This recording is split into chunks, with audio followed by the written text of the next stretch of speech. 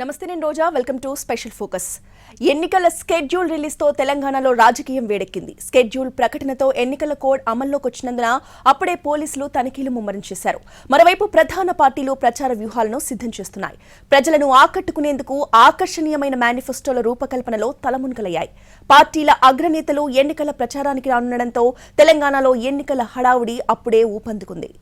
తెలంగాణలో ఎప్పుడెప్పుడా అని ఎదురు చూస్తున్న అసెంబ్లీ ఎన్నికలకు నగారా మోగింది. తెలంగాణతో పాటు 5 రాష్ట్రాల ఎన్నికలకు తేదీల్ని ప్రకటించింది కేంద్ర ఎన్నికల సంఘం.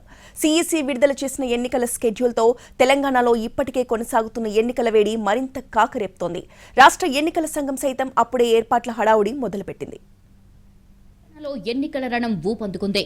కేంద్ర ఎన్నికల సంఘం అధికారికంగా ప్రకటించిన ఎన్నికల షెడ్యూల్తో తెలంగాణలో ఇప్పటికే కొనసాగుతున్న ఎన్నికల వేడి మరింత కాకరేపుతోంది. బీఆర్ఎస్, కాంగ్రెస్, బీజేపీతో పాటు ఇతర పార్టీలు రాష్ట్రంలో అసెంబ్లీ ఎన్నికలు ఎప్పుడెప్పుడా అని ఎదురుచూస్తున్నాయి. ఈ క్రమంలో కేంద్ర ఎన్నికల సంఘం తెలంగాణ సహా 5 రాష్ట్రాల ఎన్నికల తేదీలను ప్రకటించింది. సిఈసి చీఫ్ రాజీవ్ కుమార్ ప్రకటించిన షెడ్యూల్ ప్రకారం మిగతా 4 రాష్ట్రాలకు ఎన్నికలు నిర్వహించిన తర్వాతే తెలంగాణలో పోలింగ్ జరగనుంది. ఇలా చివరన పోలింగ్ నిర్వహిస్తున్నప్పటికీ తెలంగాణలో పార్టీల మధ్య నెలకొన్న పోటాపోటీ పరిస్థితులు, గతంలో తలెత్తిన సమస్యలను దృష్టిలో పెట్టుకుని రాష్ట్ర ఎన్నికల సంఘం ఇప్పట్నుంచే పగడ్బందీ ఏర్పాట్లపై దృష్టి సారించడం గమనార్హం. 119 శాసనసభ నియోజకవర్గాలు ఉన్న తెలంగాణలో ఒకే విడతలో ఎన్నికలు నిర్వహించాలని కేంద్ర ఎన్నికల సంఘం నిర్ణయించింది.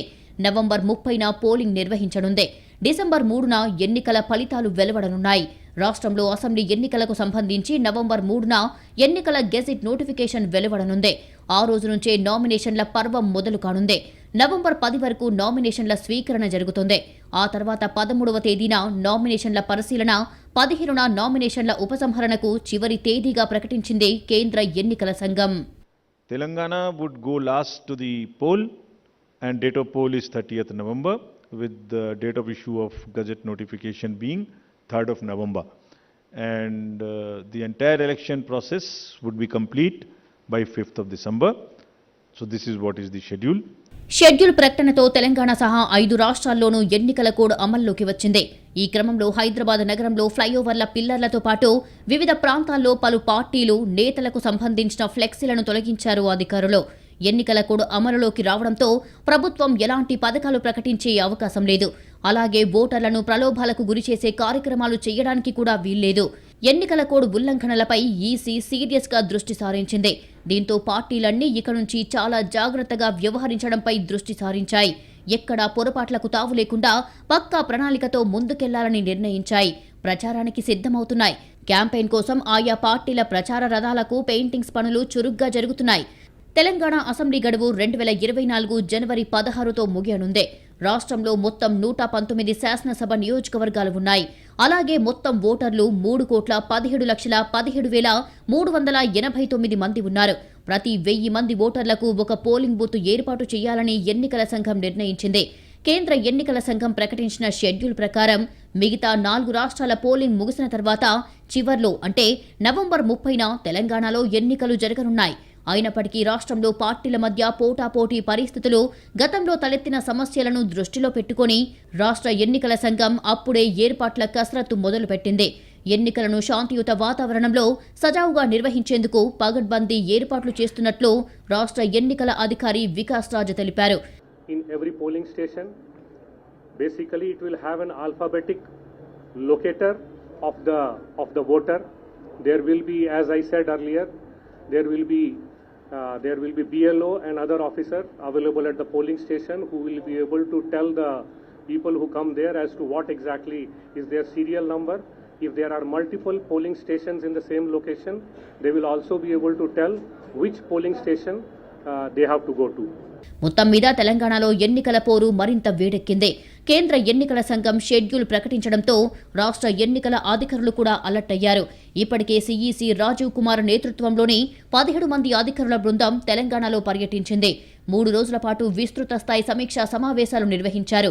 ఇందులో సిఈసి నేతృత్వంలోని అధికారుల బృందం సూచించిన ప్రకారం తెలంగాణలో ఎన్నికల నిర్వహణకు అవసరమైన పగడ్బందీ ఏర్పాట్లకు చర్యలు చేపడుతున్నారు. అంతేకాకుండా పోలింగ్లో ఓటర్లు అధిక సంఖ్యలో పాల్గొనేలా వారిని ఆకర్షించేందుకు వినూత్న రీతిలో ఏర్పాట్లు చేయాలని కూడా ఎన్నికల కమిషన్ నిర్ణయించింది. కేంద్ర ఎన్నికల సంఘం అధికారికంగా ప్రకటించిన స్కెడ్యూల్తో తెలంగాణలో ఎన్నికల పండుగ వచ్చేసింది. రాష్ట్రంలో ఇక ఎన్నికల సందడి ఊపందుకోనుంది. ఎన్నికల నోటిఫికేషన్ విడుదలైనప్పటి నుంచి 50 రోజుల పాటు ఎన్నికల కోలాహలం మరింత ఉధృతంగా కొనసాగనుంది. తెలంగాణలో మొత్తం 3,17,17,389 మంది ఓటర్లు ఉన్నారు. ఓటర్లను ఆకట్టుకునేందుకు పార్టీల అగ్రనేతలు రాష్ట్రానికి రానున్నారు. పనిలో పనిగా పరస్పరం విమర్శలతో విరుచుకుపడతారు. ఇప్పటికే అధికార ప్రతిపక్ష పార్టీల మధ్య తీవ్ర స్థాయిలో మాటల యుద్ధం జరుగుతోంది. ఇక అస్సలు సిస్సలు పోరుకు కేంద్ర ఎన్నికల సంఘం ముహూర్తం ఫిక్స్ చేయడంతో రాష్ట్రంలో ఎన్నికల రణం తారాస్థాయికి చేరనుంది.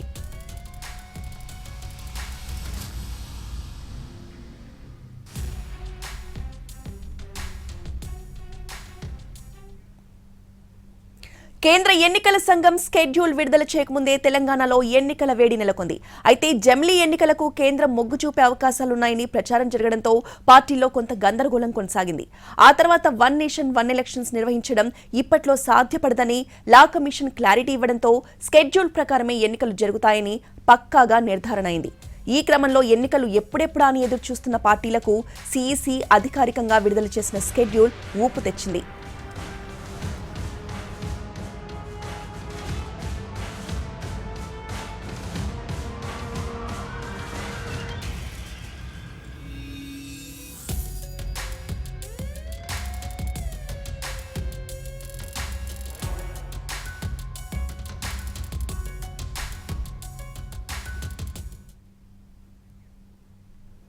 తెలంగాణకు సంబంధించి నవంబర్ 30న ఎన్నికల పోలింగ్ ఉంటుందని సీఈసీ ప్రకటించడంతో ఇక సమయం లేదు మిత్రమా అన్నట్లుగా పార్టీలన్నీ ఎన్నికల జోరు పెంచుతున్నాయి. ఈ విషయంలో అధికార బీఆర్ఎస్ పార్టీ ముందంజలో ఉంది. రాష్ట్రంలోని మొత్తం 119 నియోజకవర్గాల్లో పోటీ చేస్తున్న గులాబీ పార్టీ ఇప్పటికే 114 మంది అభ్యర్థులను అధికారికంగా ప్రకటించింది. అయితే జనగామ స్థానం నుంచి పల్లా రాజేశ్వరరెడ్డి, మల్కాజ్గిరి నుంచి మర్రి రాజశేఖర్ రెడ్డి, నర్సాపూర్ నుంచి సునీతా లక్ష్మారెడ్డి పేర్లను అనధికారికంగా ప్రకటించింది బీఆర్ఎస్. ఇంకా నాంపల్లి, గోషామహల్ స్థానాలకు పార్టీ అభ్యర్థులను ప్రకటించలేదు బీఆర్ఎస్.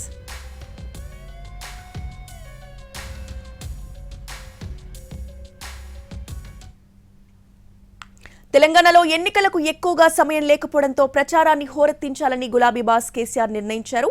అయితే అంతకుముందే బీఆర్ఎస్ మేనిఫెస్టో ప్రకటన చేయనున్నారు. ఇక పార్టీ అభ్యర్థులతో కీలక సమావేశాలు నిర్వహించనున్నారు. ఇందులో భాగంగానే ఈ నెల 15న తెలంగాణ భవన్లో ఎమ్మెల్యే అభ్యర్థులతో కేసీఆర్ భేటీ కానున్నారు. అదే రోజు మేనిఫెస్టో కూడా ప్రకటించనున్నారు. ఇక పార్టీ అభ్యర్థులకు బీఫామ్లు కూడా అందివనున్నారు. ఎన్నికల్లో గెలుపొందేందుకు ఎలా అనుసరించాలనే దానిపై దిశానిర్దేశం చేయనున్నారు. ఇక ఎమ్మెల్యేలు పాటించాల్సిన నియమ నిబంధనలు కూడా వివరించనున్నారు.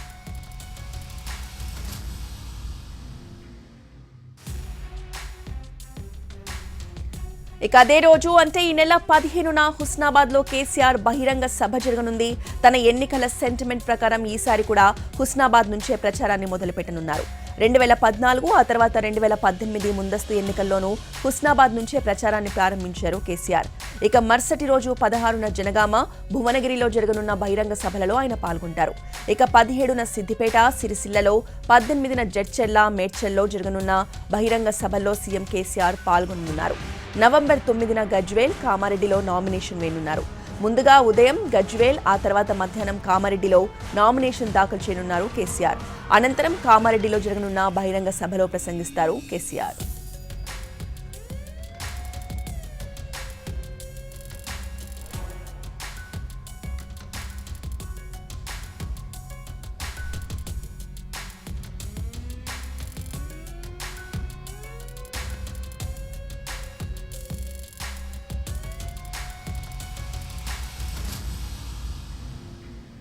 తెలంగాణ ప్రజలు అధికార మార్పును కోరుకుంటున్నారని అన్నారు బీజేపీ తెలంగాణ చీఫ్ కిషన్ రెడ్డి. రాష్ట్రంలో ఉన్న యూత్ మొత్తం బీజేపీ వైపు చూస్తున్నారని అన్నారు. బీఆర్ఎస్, కాంగ్రెస్, ఎంఐఎం 3 పార్టీలు తోడు పార్టీలనని ఆరోపించారు. స్వచ్ఛమైన పాలన కోసం బీజేపీని కోరుకుంటున్నారని అంటున్నారు కిషన్ రెడ్డి.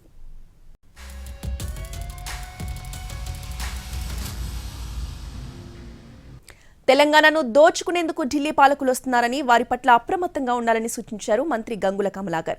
తెలంగాణను తిరిగి ఆంధ్రాలో కలిపేందుకు కూడా కుట్ర చేస్తారన్నారు గంగుల. సో మేము ఎన్నికలప్పుడే ప్రజల మధ్య లేము. మేము ఎన్నికలప్పుడే ప్రజల మధ్యకి వచ్చేవారు కాంగ్రెస్ పార్టీ, బీజేపీ వాళ్ళు. మేము 24 గంటలు ప్రజల మధ్య ఉన్న వాళ్ళం బీఆర్ఎస్ పార్టీ వాళ్ళు. అందుకే ప్రజలు మమ్మల్ని కోరుకుంటారు, వేరే వాళ్ళు కోరుకోరు. డెఫినెట్గా మా మీద విషం చిమ్ముతారు, ఇప్పటికే కాంగ్రెస్ ముసుగులో షర్మిల వచ్చి తెలంగాణలో కూర్చున్నది, బీజేపీ ముసుగులో ఆంధ్ర కిరణ్ కుమార్ వచ్చి తెలంగాణలో కూర్చున్నాడు, కేవీపీ రేవంత్ వచ్చి తెలంగాణలో కూర్చున్నారు. డెఫినెట్గా మా మీద విషయం చెబుతారు. కేసీఆర్ గిట్ట ఒక్కసారి ఓడిపోతే ఈ తెలంగాణ ఆంధ్ర కలిపే ప్రయత్నం చేస్తారు. వాళ్ళు కూడా మళ్ళీ సమైక్య రాష్ట్రం తీసుకొచ్చే ప్రయత్నం చేస్తారు. దానికి తెచ్చుకున్న తెలంగాణ ప్రజలు తెలంగాణ ఎన్నికలతో సహా రాజస్థాన్ ఎన్నికలకు తమ పార్టీ సిద్ధంగా ఉందన్నారు ఎంఐఎం అధినేత అసదుద్దీన్ ఓవైసీ. తెలంగాణలో తమ పనితీరు, పార్టీ పట్ల ప్రజల ఆదరణతో పోటీ చేసిన చోట్ల గెలుస్తామని ధీమా వ్యక్తం చేశారు. ఈసారి రాజస్థాన్లో 3 చోట్ల పోటీ చేస్తామని తెలిపారు.